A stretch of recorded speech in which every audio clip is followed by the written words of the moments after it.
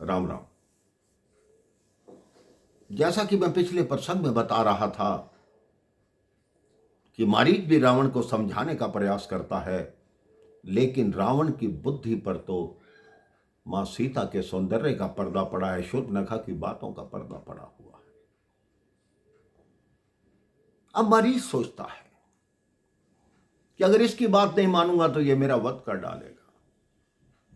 इस पापी के हाथ से मरने से तो अच्छा है प्रभु श्री राम के हाथों से मृत्यु को प्राप्त हो जाऊं और मोक्ष को जाऊं।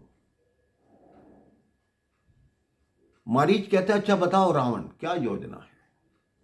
रावण कहता है कि तुम एक स्वर्ण मृग बनकर उनके सामने जाओ। मारीच हंसता है।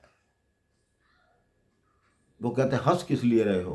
कहते हैं, मैं दुनिया का पहला ऐसा भक्त होऊंगा जिसके पीछे भगवान दौड़ेंगे और बार बार मुड़कर उनके दर्शन करता रहूंगा, अंत समय उनके बाण से मरूंगा। रावण सारी योजना मारीच को बताता है। यही अंतर है मेरे भाई बहन राम जी और रावण में। रावण मनुष्य को कहता है जानवर बनो, और राम जी जब वानर सेना के साथ लौटकर अयोध्या गए थे, उन्होंने सारे वानरों को मानवों का रूप दे दिया था। प्रभु कहते हैं जो जानवर हैं, जो वानर हैं, वो मानव बने। रावण कहता है जो मानव है उसको जानवर बनाया जाए। अब मारीच स्वर्ण मृग बन के वहां से चलता है। प्रभु श्री राम, मां जानकी एवं लक्ष्मण पंचवटी में विराजमान है। लक्ष्मण जी कुछ फल लेने जाते हैं। राम जी एक छोटे से कुंड से जल लेने जाते हैं। उनको साफ जल नहीं मिलता। वो सोचते हैं अब मुझे साफ जल कहां मिलेगा। तो एक मोर होता है। वो मोर प्रभु श्री राम के चरणों को छूकर उड़ने का प्रयास करता है। वो अपने पंख गिराता रहता है।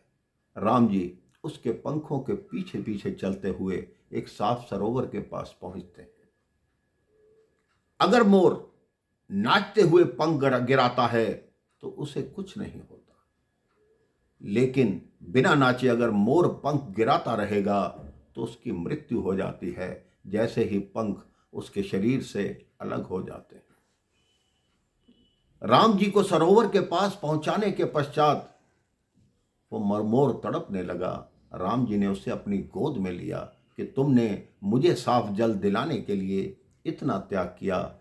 मैं तुम्हें ये वचन देता हूं कि मैं अगला जन्म लूंगा, जब कृष्ण रूप में आऊंगा तो तुम्हारे इन पंखों को अपने मुकुट पे लगाऊंगा। लोग मुझे मोर मुकुट वाले के नाम से भी जानेंगे।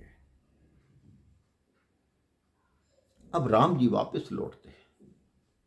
सीता जी को कहते हैं, सीता, अब आसुरी शक्तियों को मिटाने की शुभ घड़ी आ गई है, इसलिए तुम मेरी धरोहर स्वरूप कुछ दिन के लिए अग्निदेव के पास निवास करो।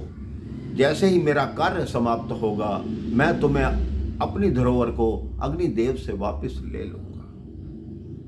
सुन सिय सत्य स्नेह सुशीला, मैं अब करहूं कछु भी नर लीला। तुम पावक में करहूं निवासा, मैं अब करहूं निशाचर नासा। सीता जी को अग्निदेव के पास धरोहर स्वरूप रखने के लिए श्री राम तैयार होते हैं। अग्निदेव से प्रार्थना करते हैं कि आप जानकी को मेरी धरोहर के रूप में कुछ समय अपने पास रखें। अब अग्निदेव प्रकट होते हैं। सीता जी अग्निदेव के पास धरोहर स्वरूप चली जाती हैं और माया रूपी सीता बाहर आती है। अब प्रभु का विधान देखिए मेरे भाई बहन। रावण ने माया मृग का निर्माण किया तो प्रभु ने कहा अगर तुमने माया दिखाई तो मैं भी तुम्हें सीता को नहीं दूंगा, तुम्हें माया रूपी सीता ही मिलेगी। वास्तव में वो माया रूपी सीता कौन थी मेरे भाई बहन? वो ऋषि कन्या, कुशध्वज की कन्या वेदवती थी। जो रावण के स्पर्श के कारण अपनी योगाग्नि से जल गई थी। उसके बाद क्या हुआ, वो इस जन्म में क्या बनी, अगले जन्म में जाकर क्या बनी, ये मैं आपको अगले प्रसंग में बताऊंगा। राम राम, जय श्री राम।